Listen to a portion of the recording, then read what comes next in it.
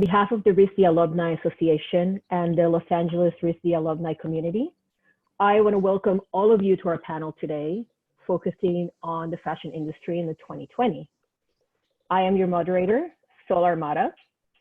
And before I introduce the rest of our panelists, I just want to do some quick housekeeping. This session will be recorded. Also, if you have any questions, please use the Q&A function at the bottom of the screen. And after we cover our topics, we will open the floor up for questions. Again, thank you for joining us this morning. Joining me today are Susan Becker, apparel class of 90. Susan has designed for traditional and experimental settings, from fashion to collaborations on stage and film. In addition to her design work, she has a vast teaching experience and has developed curriculums for a variety of design programs. Currently, she holds an assistant clinical professor position in the School of Art and Design at University of Illinois, where she has taught for over a decade. Joining us today is also Lucas Lefler, architecture class of 2012. Hey, Lucas. After RISD, Lucas transitioned from working in architecture to fashion. Going between New York and Paris for the past 8 years, he has worked in art direction and image management for brands such as Calvin Klein, Loewe, and Paco Rabanne. Lucas now runs a studio practice in New York as a creative director, working with brands and campaigns in digital and editorial projects. Also with us today is Marcia Patmos, class of 91 apparel. Hey, Marcia. Marcia has been in New York City for almost 3 decades. She co-founded Patmos, a brand that focused on timeless silhouettes and a refreshing take on modern luxury. Through her career, she has been recognized for her conscious and innovative design principle. She continues her involvement in an ongoing series of collaborations with retailers and artists such as Club Monaco, Celine Optique, and Ryan McGinnis. In addition to a robust roster of retailers, you can find her lifestyle range at her namesake store in Brooklyn and online. And I am your moderator. I am Sol Armada. I am apparel class of 92. After RISD, I moved to New York and worked in fashion as a designer for brands like Tommy Hilfiger, J. Crew, Sanrio, and Disney. I joined Warner Brothers over a decade ago, where I strategized and launched merchandise programs around pop culture favorites like Harry Potter, DC Comics, Friends, Riverdale, and many more. I work with synergies with retailers like Forever 21, Hot Topic, Saks Fifth Avenue, Bloomingdale's, Gap. My current projects include Wonder Woman 84, Space Jam, and the new Game of Thrones prequels, House of Dragons, my current project. So with that, let's get started. So our first topic today, we are going to kick it off with Susan. So Susan, how do you develop your career? So I want to just begin by saying something I tell all my students, which is you are always on a job interview. You just never know whether your classmate, whether your teacher, whether the delivery person, the barista is going to be the person who connects you with your next job. So that's something to really be aware of. I also wanted to give a shout out to the RISD Alumni Network, because right out of school, that's who had their arms open and welcoming. And I got a job right after graduation with an alum, being recommended by a classmate who had done an internship with Michael Leva. So I was very thankful for that. I did my internship in London, which wasn't as helpful because I wasn't ready to move to London right away. So that's something to think about with your internships. Right away, Michael, I was working in his showroom, and he gave me the job of doing accounts receivable, which was That's glamorous. So glamorous. Having just done my senior thesis working in chain mail and cast glass, I was like, oh, this career is actually a business. So that was something that I had to sort of get used to that a bit. I worked for Sean Ray Fons, another brilliant alum, I worked for a lot of companies, small and big, getting a lot of experience in all different aspects of the industry. I moved into doing a lot of freelance, and I actually earned a lot more money in Yeah. freelance. 100%. Just to. And I started like saving up my money and then traveling around Europe, traveling around the US. I would travel until I ended up needing some money and sometimes do some whatever odd jobs I could find. I did costume restoration. I did costume design for a clown company, and Awesome. quickly realized I could make more money as a clown. So I actually did that for a while, as well as designing the costumes. But that's really refreshing because it shows you like the 365, right? Like this is all your things you can do with this degree, right? Yeah, totally. And I felt very prepared to anything Right. that came my way. I felt like I could do this. Yeah. So then I made my way back to New York, was working freelance again. And my mother, who's a drama teacher in New Jersey, was like, please come help me do the costumes for my productions. And I started doing that and doing workshops with her students, and found that I just absolutely loved it. I loved having the kinds of conversations around fashion that there didn't seem to be time for when I was in the industry. Yeah. And so I slowly started transitioning into teaching, and taught high school, taught the RISD summer program, which was incredible for being able to develop a fashion curriculum that then, once I got married and moved to the Midwest, I was able to start working at the University of Illinois, starting to teach. They didn't have an existing fashion program, so I got to build it, and did a lot of really fun collaborations with with the dance department, with theater, and really did some innovative curriculum that now is developed into a fashion minor.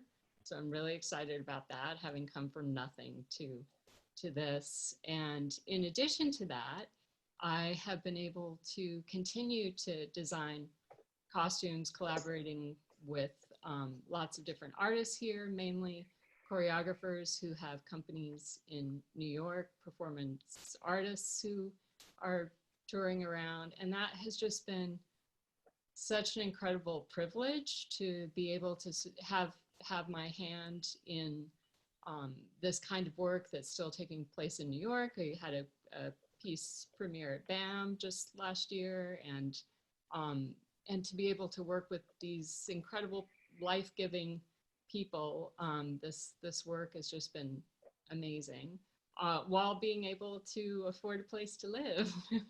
So, and being able to teach, which is also just an incredible privilege, and having the kinds of conversations around social psychology of fashion and politics of fashion, as well as design and making. And I just feel incredibly lucky to be able to do all of this. Oh, you're muted, Soul. By the way, it wouldn't be a Zoom call with me if I didn't do that. So you know. No, it's fascinating to see how everybody's careers just kind of take them from one place to another. I mean, we have Lucas in the panel who started in architecture and now is in a different aspect of fashion. And do you want to talk a little bit about how you made that connection and how you veered? Yeah, I think one great thing about RISD is it gives you the confidence to like believe in your ideas, and then you can go into the world even a bit naively and just go for it. So I worked in an architecture firm, and I just really didn't enjoy, the kind of office culture and the slow pace of projects. So I went and transitioned to work for a set designer in fashion. And I just really enjoyed, the references from every walk of life. And, people think apparel or fashion might just be like garments, but it's turning into more of like community, and you take references from everywhere. whether it's like a movie or painting or even like pop culture. And so I really enjoyed that aspect of it. And I started doing set design for photo shoots and for runway shows. And I worked between like New York and Paris for Bureau Batak. And I was approached, and at that time Instagram was kind of becoming a thing, and I got really into Instagram and started posting a lot. And Jonathan Anderson from Loewe, or from before he was at Loewe, he just found me on Instagram and hired me as the like visual director. So I basically like oversaw the store design and like windows and turning the stores from like a very specific kind of older store to being something more like a gallery, or being like kind of a white box that can always change. And then from there I was kind of getting over doing stores and windows, and I transitioned then into doing art direction for campaigns. And I worked at an agency at Lloyd when Ralph Simmons took over Calvin Klein. And so kind of watching a huge behemoth like Calvin Klein and learning that there's so many things going on in this one company, not just like runway. There's also there's like watches and jewelry. There's things like athletics in Asia. So it's fascinating to kind of see like the whole package, you could say. And then I since then I've kind of gone off and started my own practice, working for clients. So I've kind of had a meandering path, but always I just kind of do what I want, and it's worked out so far, which is, if you build it, they will come. Yes. Kind of like if you just believe in what if you find something that you like, there are other people out there who are interested. No, you're right. And actually, that's a good segue.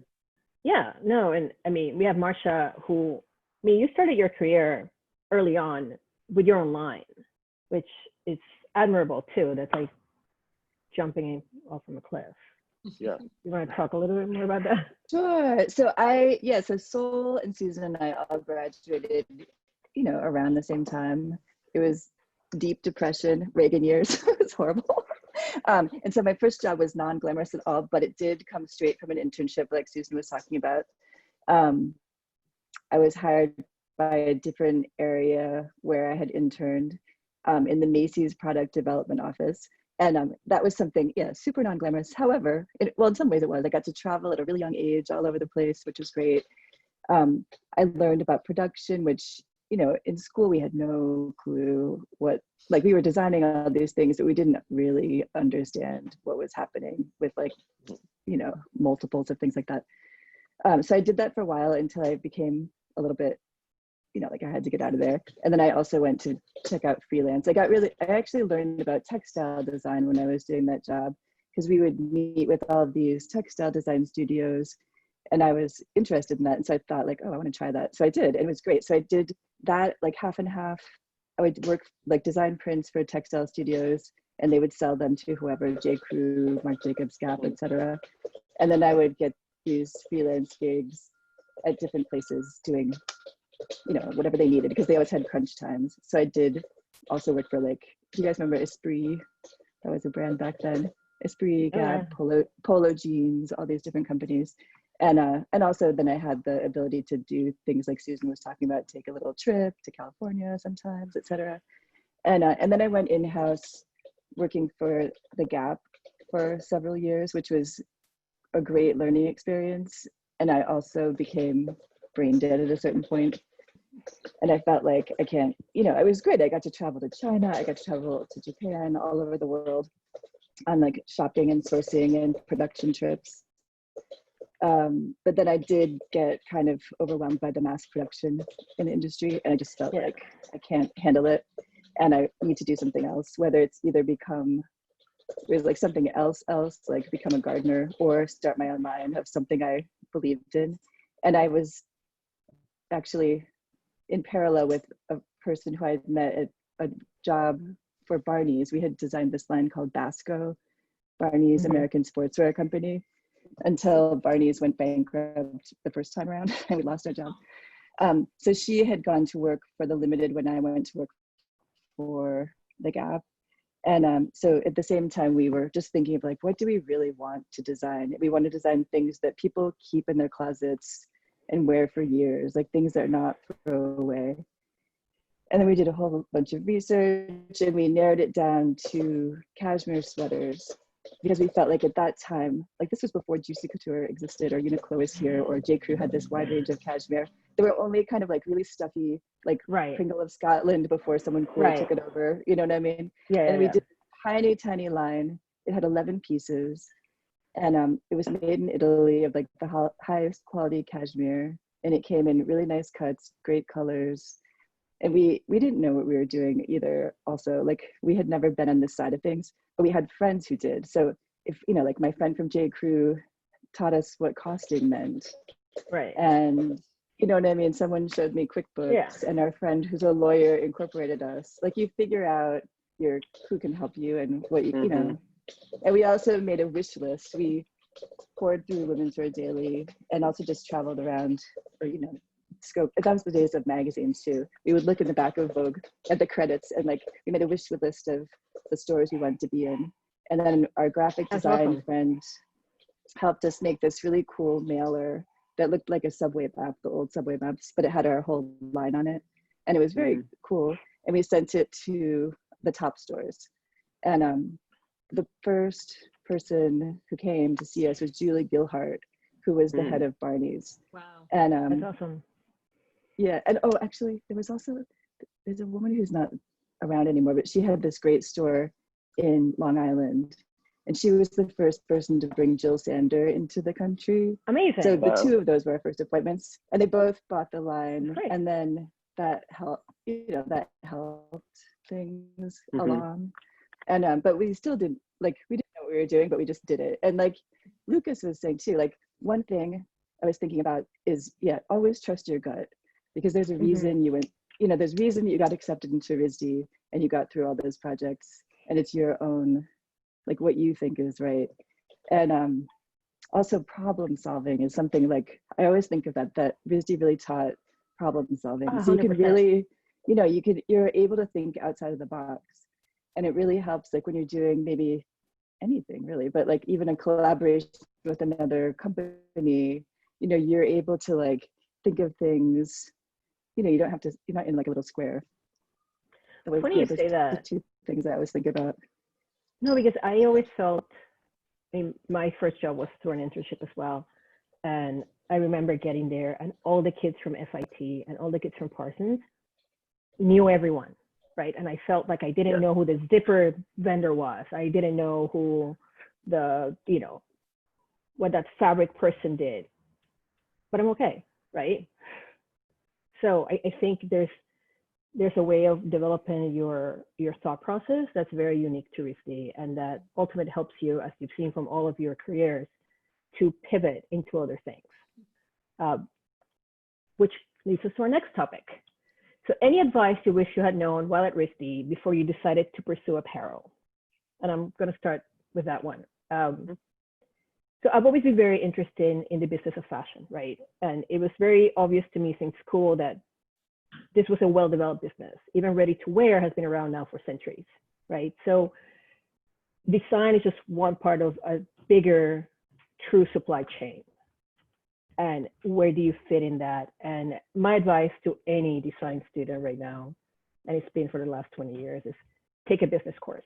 To your point, Marcia, to your point, Susan, to your point, Lucas.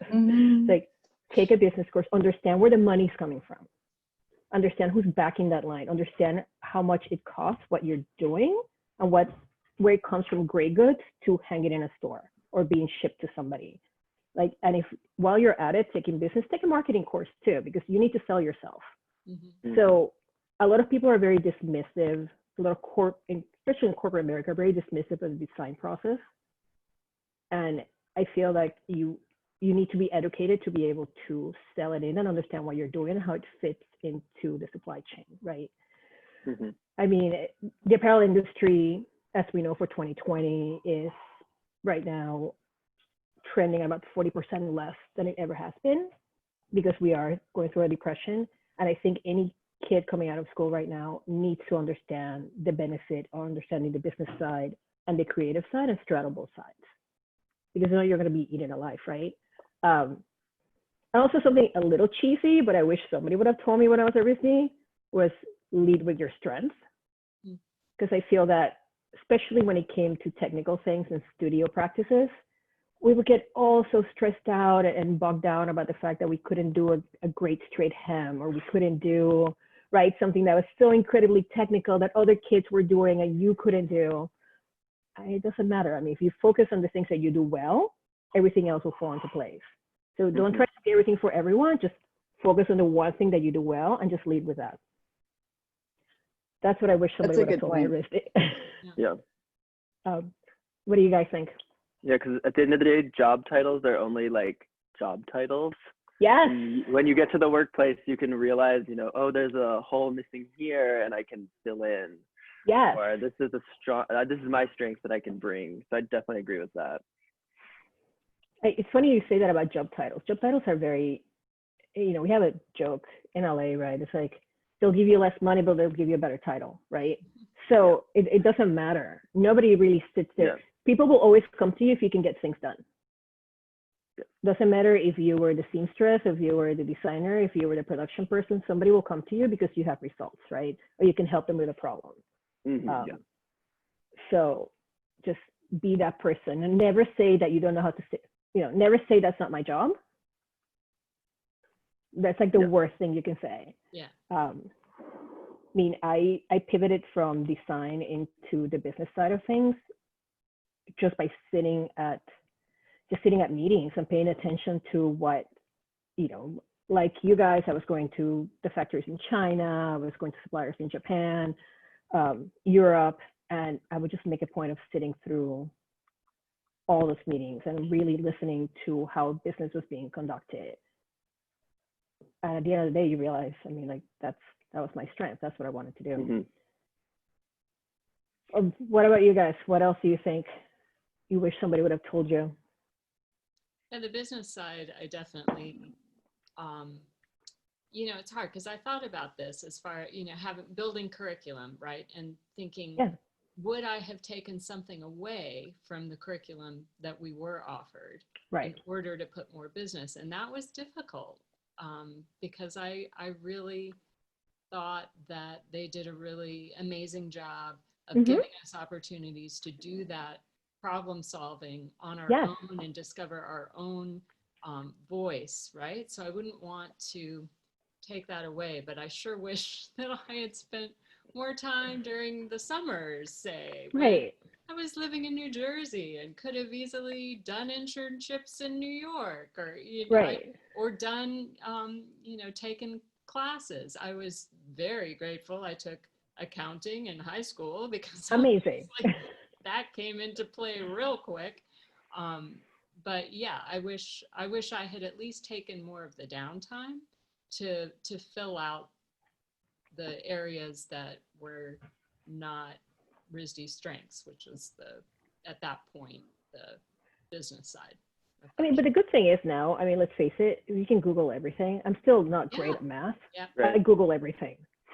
Yeah, I mean, same.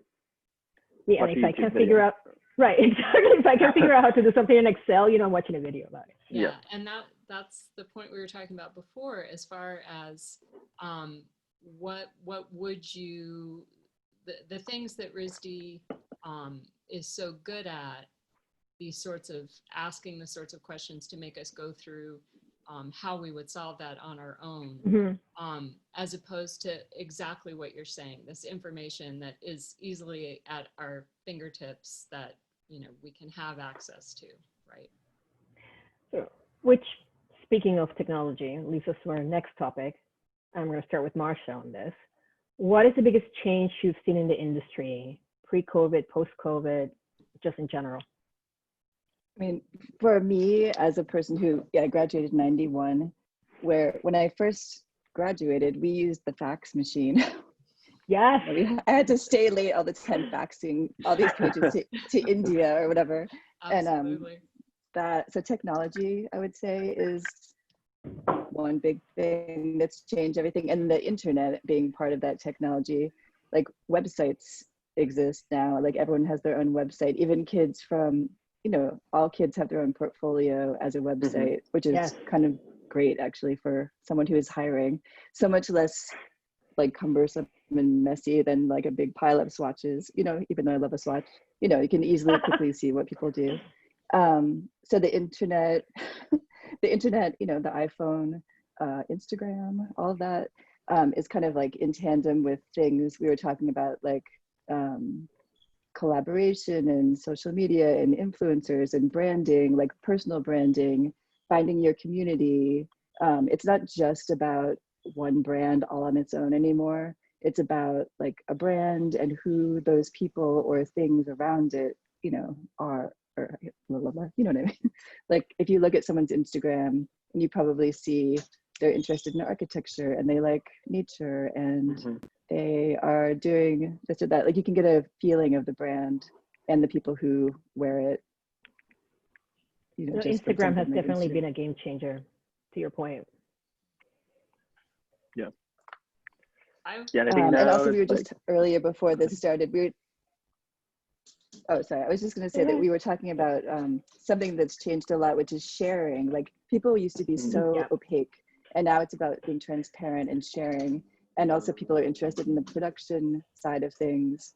Like you would never in the past give someone your pattern maker because it was top secret, but now people are like, Lucas was saying, people are actually nice now. Like it's true. A good new trend. Yeah, supportive of each other.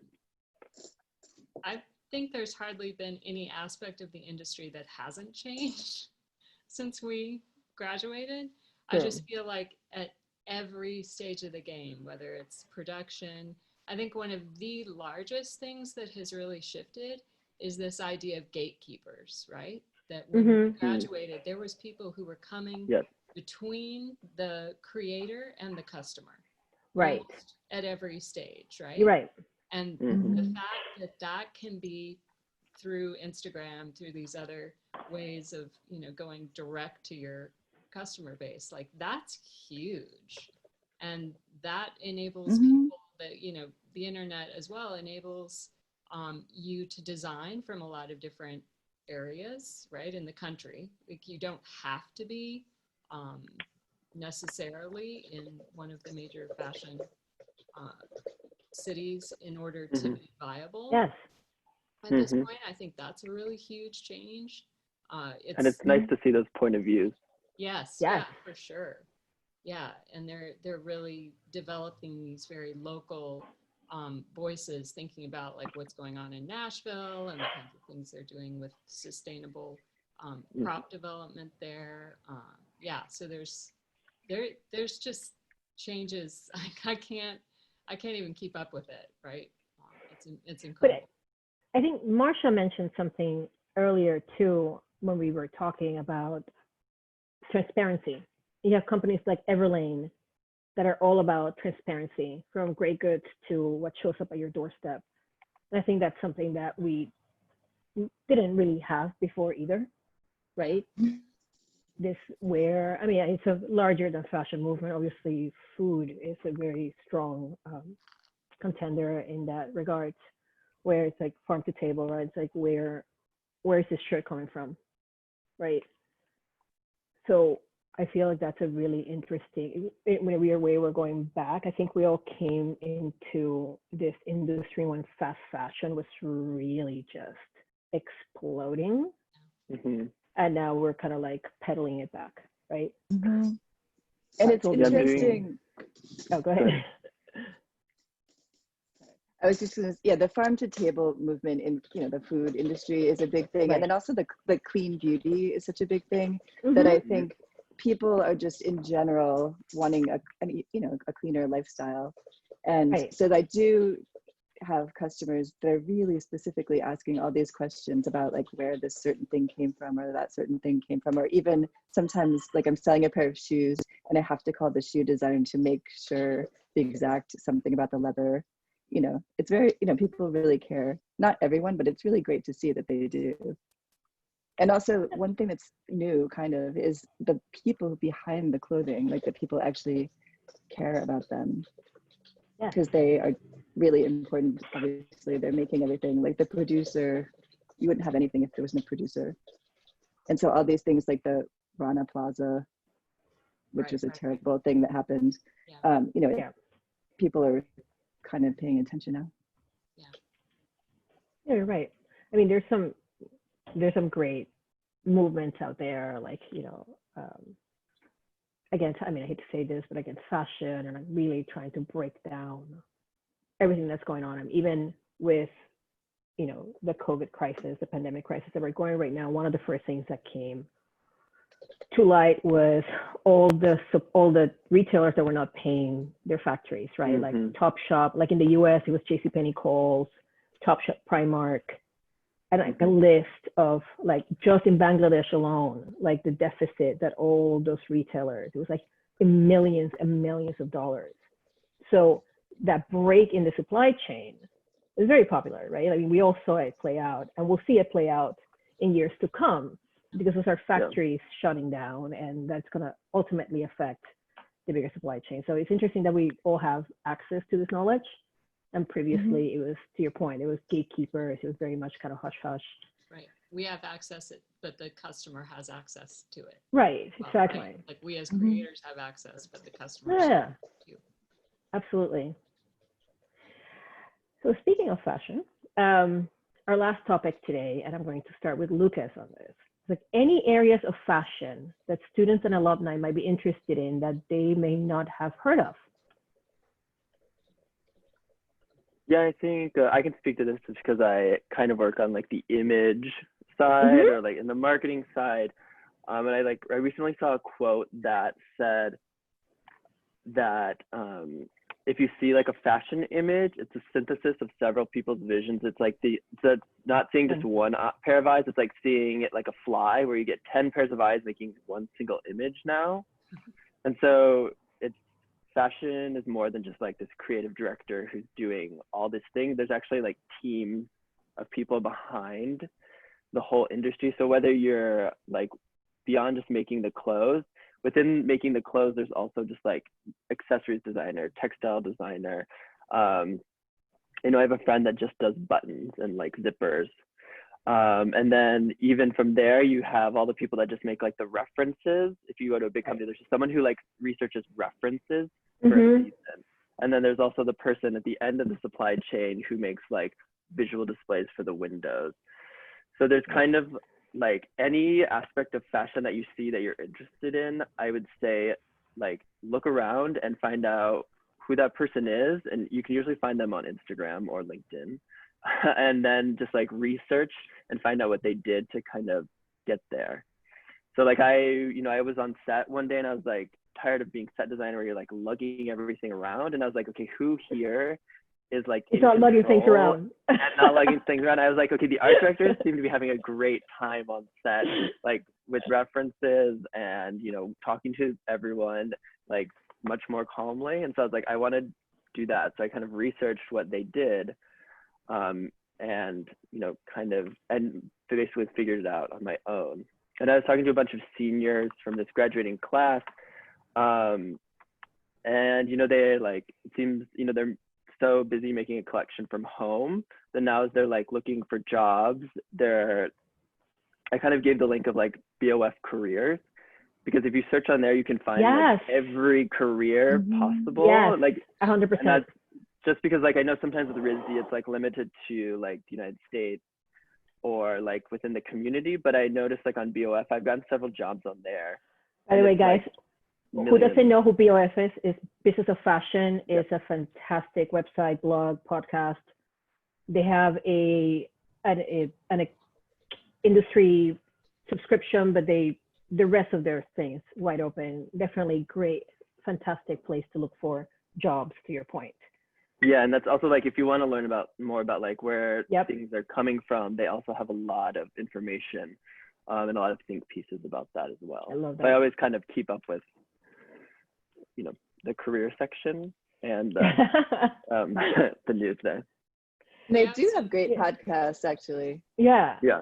They're very good, and they do cover kind of all the stuff we're talking about, actually. Yeah. They have a great video series about the business side of fashion, like how you would begin, how you would start your own business. It's really great. you know, it's definitely a great resource. It's funny because, you know, I think every generation has a resource where WWD was such a big thing for us, and we just saw the demise of that. And now, like, I think BOF is kind of taking the place of that in a more global, more current kind of space. But to your point on things that people don't think about, like, I stumbled into licensing early on in my career, and I mean, that's basically what brought me to where I am right now. And licensing is one of the things that people don't think about.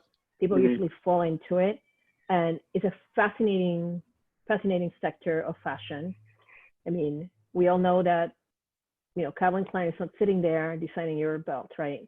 So it's just, for every dollar at wholesale, this company's going to get 15%, right? So it's one of those segments that is thriving.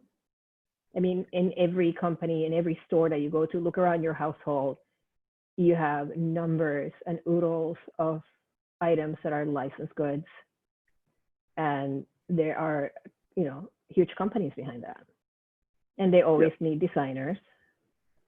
And it's not only for like kids backpacks or kids t-shirts, is, you know, anything from a $5 t-shirt at Walmart to, I mean, the sky's the limit, right? Like, we're doing a collaboration with Fabergé right now for for something. So it runs the gamut. I want, as far as some things that people might not have heard about, there's just, we've talked about how the internet has affected every aspect. And I think the fact that communities of like-minded people can find one another. A student made me aware of this woman, or sorry, not woman, this designer. Oh, cool. Sky Kuba Cub, who is doing things through the queer crip community. Oh, cool. And talking about radical visibility for people who tend to be completely ignored purposefully, right, by the fashion industry. And these are communities of people who are really saying, no, we want, you know, we're going to create our own culture, our own, really, you know, make our own place in this larger conversation. And I think that it's just super exciting that because of the internet, these kinds of things are possible. Not only possible for on a local level, but that we can be influenced by it and hear about it, and that people from all across the nation world can find these like-minded communities. Yeah, and one, we were talking about this a few days ago, but like one bad thing about the pandemic is that we're basically stuck in the United States. But one upside to that is, like, since we can't have Fashion Week, or the whole industry has been disrupted, it's like a chance to kind of reinvent everything. And I think, Susan, you were talking about like sportswear coming onto the scene after World War II, and I feel like that's going to happen again. But then with all the kind of the positivity that came out of Black Lives Matter and a bit more of like accountability, we have like kind of this chance to reset and work with people that we would not have worked with before. And I think that's like very exciting.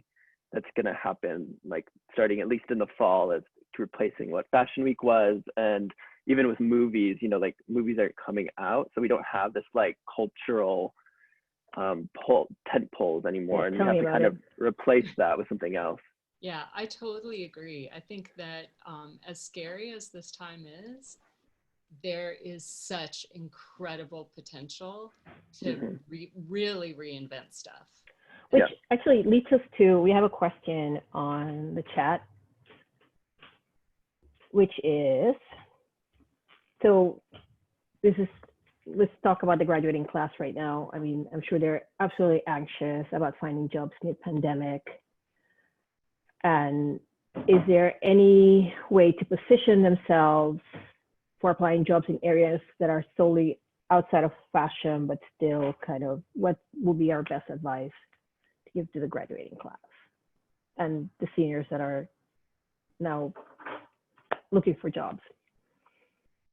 And I was thinking kind of along what Lucas was saying, and Susan, I guess, think about what you're interested in, like anything that strikes your interest, you know, look into it. Like production is something that like I didn't really know about, or technical design. We didn't really know what it was. Like they maybe tried to teach us a tech pack, but I didn't get it at all until I was working. And it was like kind of deep into my working career. It was almost really when I guess it was at the Gap. We had to do our own tech packs and really work with a tech designer. And it's actually really great. And a lot of people do transition over into that side of things because it's something always needed. Every company needs a tech designer, and it's very hard to find a good one. And if you can, you know, like it's really interesting. And if you're that kind of person, like if you love the fit of things, the pattern making, et cetera, that's a whole side. Or if you're really interested in research, there's like what Lucas was talking about, which is the like the, you know, kind of style, like a lot of companies work with stylists or kind of like creative thinkers to even help them get concepts together. And those big companies like maybe Soul works at, et cetera, you do need someone who's got fresh ideas and a fresh eye, who can constantly come up with new mood boards or whatever digital types of inspiration for people. And then also there's the whole production thing. Like maybe if you're interested in that or research, there's sourcing. Like that's something I learned. Like I really love research in all, you know, veins, but sourcing is kind of like fun for me. It's like a treasure hunt. So yeah, just think about like what you're interested in and there's lots of things you can do. It's also, I think, when I freelance between jobs, because you know how it was in the 90s. You had a job for a year, then the company will go away a couple of months later. So in between, I ended up freelancing as a graphic designer a lot, right? So you just kind of pivot, right? Like you see what's out there and you kind of try to grab. And also, right outside of school, that's when you can experiment, make a couple of mistakes. Nobody's going to judge you by the things that you did earlier in your career. You can pivot, you can try other things, you can leave them off your resume. Nobody will know. Just try things, see what fits, what doesn't fit. We all need a job. It might not be, and another thing is, it might not be the job you want, but if it teaches you something, if they're paying you to learn something, don't complain. Like learn it. Actually, right? Yeah. And fake it till you make it. Right. Market yourself, damn it. I did that. I just faked it. I know how to do that. Yeah. Yeah. But you learn. Exactly. Google it. And also, the digital thing. I mean, everything is digital right now, and something everyone needs is like everyone has their own website and they have to do their own digital marketing material. So learn the Adobe programs and learn Microsoft Excel, like just the basics. Like when I was working at the Gap, they made us take Excel. And I remember I was like, this is the lamest thing I've ever, I can't I hate this. But I literally used it every single day. And like all the kids, like right now, especially with the small company, but even I know friends who work for Amazon, which is a big company, everyone's kind of scrappy right now. And you need people who can multitask. So you need someone who can help you like change some digital images and also do something completely unrelated. You know, computer programs. So we have a question for you, Marcia. Marcia, what was the first thing you did when transitioned from working for other companies to starting your own brand?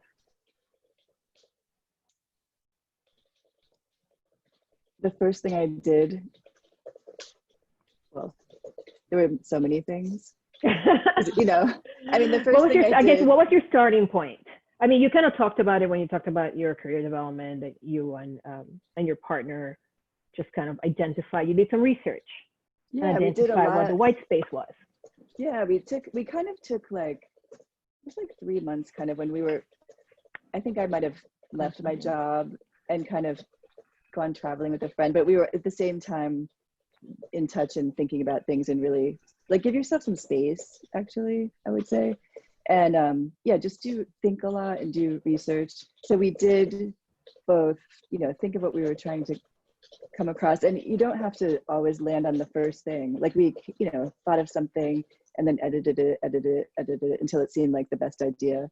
And also focus, like just sometimes like a niche item, like one thing is something you Mhm. can start with instead of, Mhm. so that's what happened. We first wanted to have like your ultimate closet basically. And then we kind of kept narrowing it. It became just this one cashmere sweater idea instead of also trying to do blouses and pants and jackets and this and that. And we eventually expanded later, but if you start with something strong, Mhm. that's a good idea.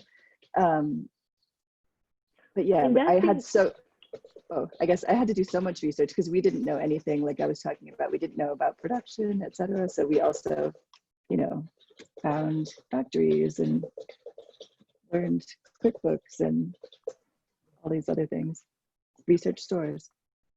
But you had a very strong idea on what your brand was, and I think that's important. It's like you can't be everything for everyone. Again, lead with your strength. That cashmere, that was your thing, right? So that cemented you and allowed people to come to you for that.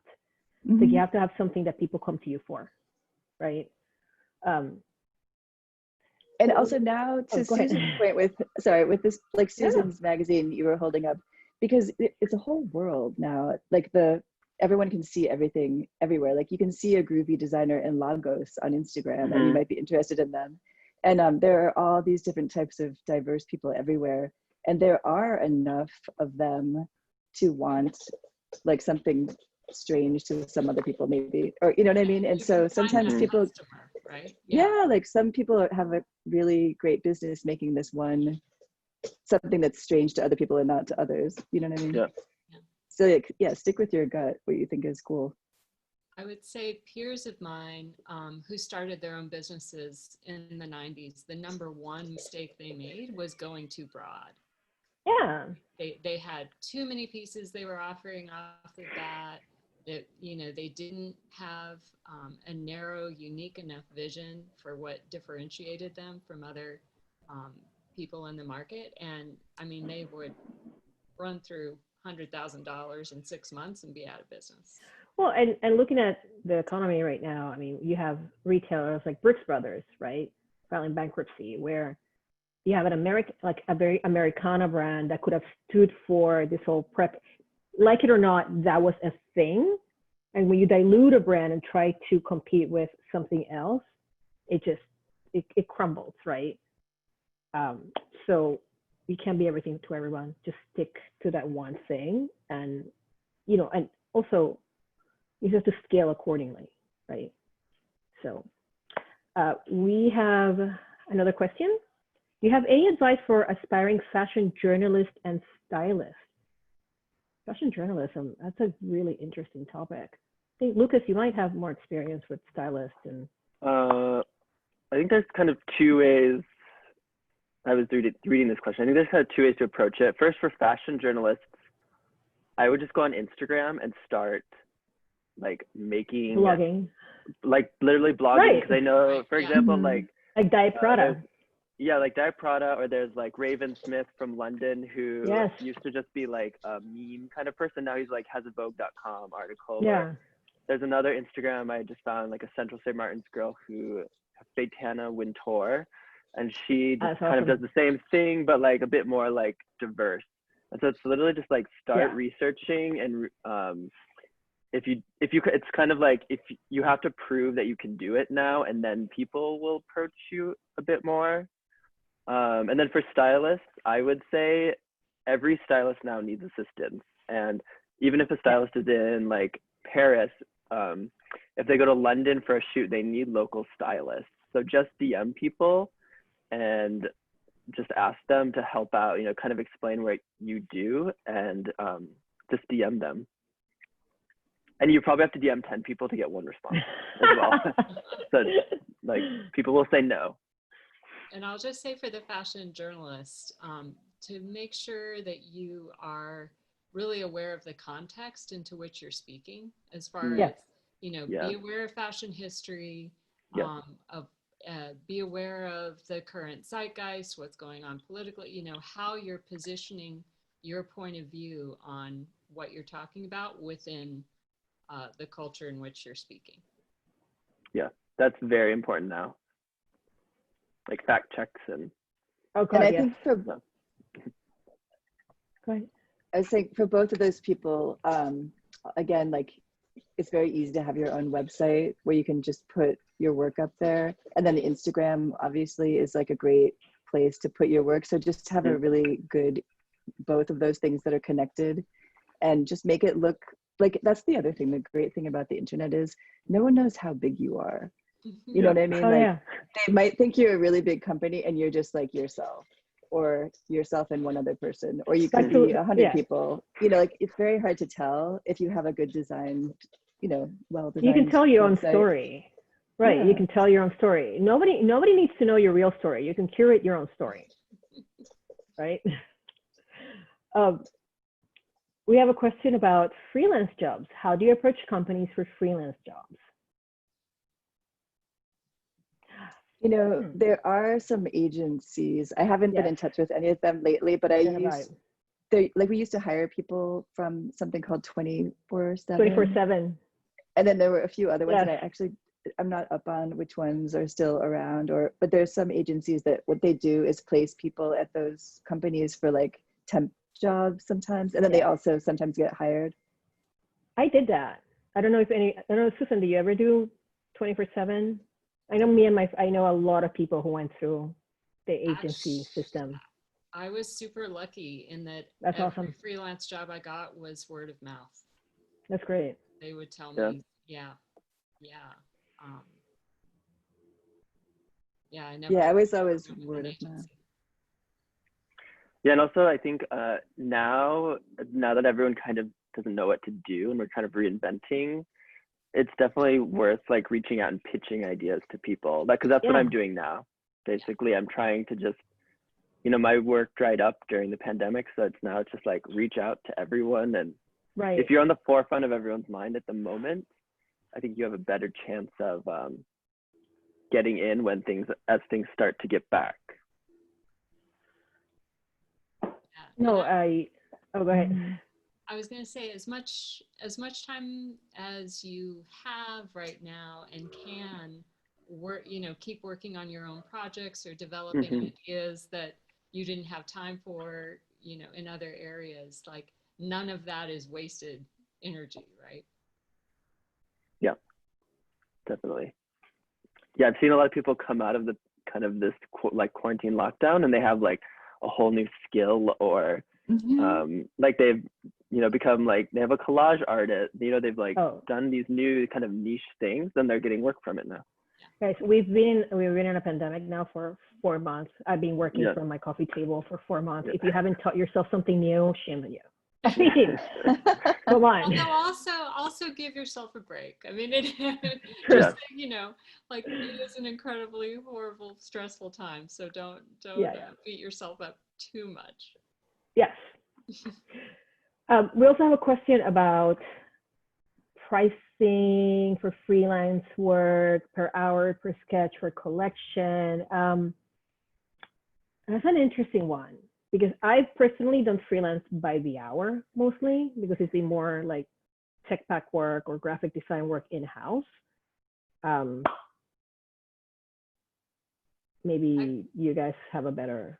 Yeah, I can say for my costuming work, I have a flat fee for design, for you know, regardless of, well, not regardless of how many people I'm designing for. Usually it's a flat fee for design, which is including all the hours of research and all of that, and then I break it down for actual construction, for pulling items, for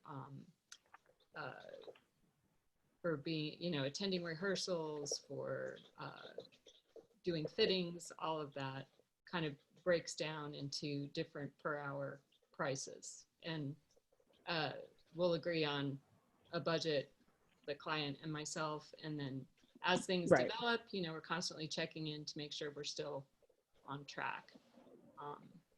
But as far as how to develop what you would charge for that, you kind of have to find who your competition is, right? Because you have to place yourself within other people who are vying for the same job as you would be. What do you guys think? I mean, there's go ahead. Yeah, there's definitely per hour work, and then there is like flat fee work. And I would say something that's maybe like developing a new brand, logo and branding system for someone, that might be something that's more of like a flat fee, whatever it is. Like, and it would be, make sure for sure to pad a little bit, because things always take longer. Or Definitely. also, Absolutely. there's two things I learned in doing this type of work. A kill fee is something that exists. Like if you've gone through like half of the job and then they suddenly decide like, oh, my business partner and I don't get along anymore, we're abandoning this project. Like you did all this work and you need to get paid for it, at least half of it. So you need to have that written in. And also redesigns, so glad you said that.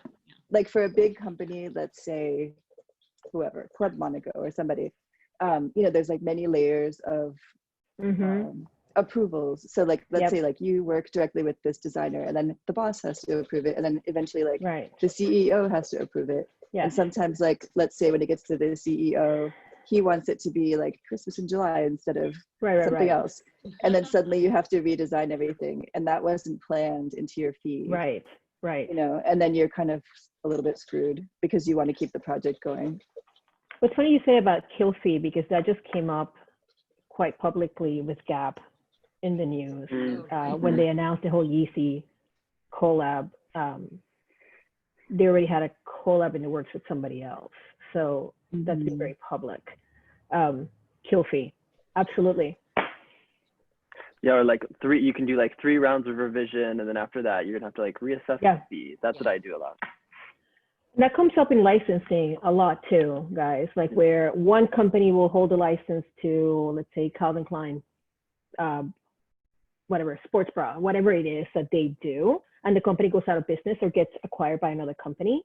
And there's a whole set of rules with that other company that the mothership, that Calvin Klein, might not be in alignment for. So, I mean, we've had things where for entire seasons, there has to be one product out in the marketplace because it's in between contracts, right? That happens in the toy industry a lot. There you go. Actually, deposits too. Yes. I mean, if you're doing something that's like, let's say it's a $5,000 job for whatever you're doing, and it's going to take 3 months or something. For sure, like get an upfront deposit to start with, because also, especially right now, we're in the middle of a recession. I mean, any company can just go belly up at any time, and then you're kind of screwed also. Like unfortunately, like I have paperwork I have to look at for someone who went bankrupt on something I was doing for them. 100%. They owe me $16,000. Oh. But you know what? Actually, Marcia, we go through that too, because we have collections at retailers that will declare bankruptcy. So one of the, Forever 21 declared bankruptcy and got reacquired, and we had things happening with them. So, I mean, So definitely to your point, it's like, how do you deal with bankruptcies and all that? We are at time right now. So we have 2 more questions and we'll wrap it up. And I appreciate everybody who's staying the extra time. We have a question about how to bring film and fashion together. I mean, I can speak to, I work in a movie studio. What we do a lot is a lifestyle thing, right? So pop culture is its own thing. It's a phenomenon. When you have a theatrical coming out that we know is highly anticipated, for example, Wonder Woman 84, supposed to release now in October. You have a fan that wants to be part of that, right? Because Wonder Woman means a lot to them. So we, other than our 365 product where you can go out there and get a mug that has Wonder Woman in it, when it's special moments like that, like tentpole feature moments, we try to curate items that feel more special. We try to do collabs that feel more special and really speak to that.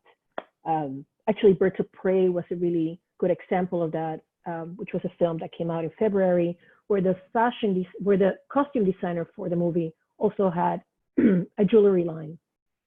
So she curated and produced a line that was attached to the movie, but it was more aspirational, right? Because again, there's price points for everything. Right. And I know, Susan, you do a lot for stage. Yeah, I mean, I'll say that going to a school like RISD where you actually have access to people who studied film and video, and I ended up collaborating with classmates and that really being an entry point in. I also did some pieces which were more treating the video or the short film as the piece itself, right? So collaborating with an artist in which we're sort of creating this work that the medium will be film, but we're incorporating all kinds of different things. And that's something you can even do on your own right now. A lot of people are doing, right? That's the medium that a lot of people are going for right now, are these short experiences, video or film. And there's a lot, we've been talking about, Marcia was talking about collaborations. There's also a lot of filmmakers who are collaborating with fashion designers, doing these experiential, short films that really, they're almost like, moving mood boards in some ways, right? They are really conveying the concept. And I bet, Lucas, you probably have maybe even done things like this. But there's a lot of entry points in there for participating at all different levels with where film and fashion come together. There's a lot, I would say. Like, I was just thinking what you were saying, Susan. Like, I've done a lot of films with actually someone who went to RISD, who became a filmmaker, and we put them on our website. Like, people love to see clothing in context, in a beautiful surrounding, like the lifestyle around it. Or plus, everyone loves it on Instagram when you put a video in your stories or whatever. It just shows the movement of something. But even Prada just did for Milan Fashion Week, because it's only online right now. They just released a film that you can see online. She collaborated with a filmmaker. There's tons you can do with film now. Yeah, to be honest, a lot of them are really bad films. So I think this is a time to kind of like reinvent, because like the couture shows just all showed recently like via video. So like that, for example, like Marcia saying, the Prada one is great. But it Prada kind of was just great little short. It kind of shows like, if you believe in the filmmaker's vision and work with the fashion, then it like really shows, rather than feeling like an afterthought. Yes. And then our last question, because we are a little bit on time. What trends or innovations related to circularity and sustainability are you most excited about? Or do you see getting the most traction with customers in the near future? I think, Marcia, that goes to you. I think, like, right now, I feel like things that are unique, I mean, that's a big key for all things anyway, but unique and like small batch, like people are really into natural dyeing right now. And so we've been doing natural dyeing with a woman in Brooklyn who does things out of all kinds of stuff, marigolds and cochineal and all this other stuff. And we kind of can't keep those little pieces in, and they're all one of a kind, because she literally makes a batch of this stuff that she's dyeing, and then she'll make, we give her a bunch of scarves or a bunch of tank tops, and she'll do them, but they each are their own piece. Like, even if they're all indigo, not one is the same. Like, people want things that are unique, and they love the story behind things, and it's it's interesting to talk about, and it goes along with the what we were talking about before, the food and the beauty, etc. I just did a project. Oh, sorry, go ahead. No, you go ahead, Lucas. I just did a project for a brand before like lockdown, where they shot like campaign and the lookbook and everything, but then we also went to Italy to document the process like of creation from like cotton all the way to the store, because the customer wants to know like where things come from now. And so you can't just say that you're like ethically sourcing something from Mongolia. You actually have to prove it. They want you to prove that you're doing it. So I think that proof is really important. And then another thing is I think like resale websites like the Real and Grailed are like another kind of angle of sustainability that's really taking off. Like I only shop on the Real pretty much, just because of like I can get things from, you know, a designer that I don't see anymore, but also like it is like saving you know, all these resources by reusing clothing. We actually do sell a few things where I do a collab with a brand where he takes vintage surplus things and then has this refugee tailor patch them in cool ways, and they look, you know, they're cool. Or we also do things with like dead stock vintage where it gets dyed indigo or something that gives things like a little bit of a new fresh look. So they are new, but they're old. And yeah, people for sure respond to that. And a lot of people are really, I know people who like you only shop Real or consignment stores or vintage. Yeah, my students right now almost exclusively. It's been so interesting, you know, watching the demographics and of students as they come in and out and being able to see what they're interested in. And right now, this generation coming up, it's all about resale. They're so pretty much exclusively, a lot of them buying that. And I also want to, it goes back to, I'm sorry, it goes back to the whole like Extinction Rebellion movement and the eco kind of warrior thing, and you know, stop fashion. It's really like a commentary on fashion excesses, right? Like you don't need new clothes every quarter, right? So I think there's, to your point, I think there's that going back to resale, reuse, recycle, mend your own clothes. You don't have to throw everything out. Shoes in particular too. So I wanted to say one thing. There's a lot of amazing writing going on around sustainability and fashion right now. I don't know how many of you have read the Dana Thomas book, but it's really great about really giving a window into what's happening in Great Britain and the US mainly, but just a lot of really innovative, exciting things, just like Marcia was talking about, like people growing or their own strain of organic cotton, and you know, new dyeing, indigo happening here in the US when it hasn't been around since hundreds of years, and new ways of weaving, new ways of washing, right? Because we know that how much water is used for the development of most textiles. So yeah, there's so many incredible innovative things happening, and there's a lot of writing going on about it right now that people can access. 100%. Well, we are now 12 minutes over. I want to thank everyone for your time today. I hope that the people at home enjoyed this as much as we did. We can go on for a couple more hours for sure.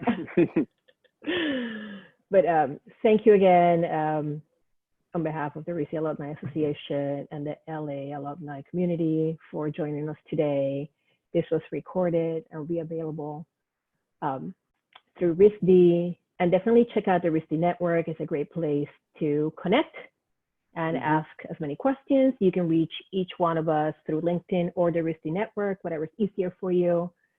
Thank you again, and hope everybody's enjoying their summer as much as possible. Thank you, Sol. Thank you. Thanks. Have a great one. Bye. Bye. Bye.